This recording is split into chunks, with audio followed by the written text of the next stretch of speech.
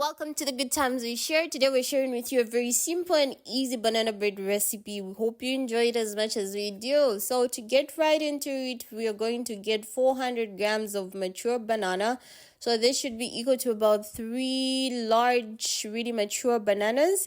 So you're just going to peel them and put them in a bowl, and then you're going to break them up in this way to make it easy for you to mash them. So to mash them, you can either simply use a fork as I did, or whatever tool you have in your kitchen.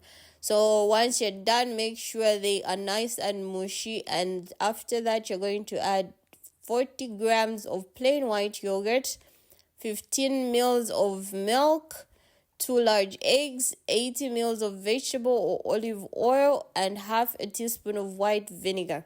So all your wet ingredients are in there. You're going to just mix this up really well, making sure it is all well combined.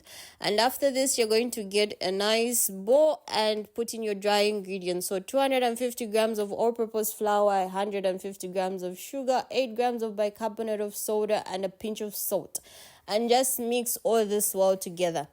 So once that is done, then you're going to introduce your wet ingredients. So your banana mix goes into your flour mix, and you're just going to fold this in really well together, gently and calmly. Do not overbeat your butter. When you're done with that, you're going to pour your mix into your baking tin. And whilst you're doing this, make sure your oven is being preheated at 180 degrees Celsius. So making sure you pour everything in there, and then you're just going to pass your spatula in there just to try and remove some of the air bubbles that could be in there, and just pass it over the center in this way. And then you're going to put it in the oven for about 50 to 55 minutes uninterrupted. And after that, your bread should look like this. It should be all dry through. Like, make sure you see that it is not coming out with any residue on it. So then we're going to set it aside for about 15 minutes to cool before we can cut it. And after 15 minutes, we're going to cut it through and see how it cooked.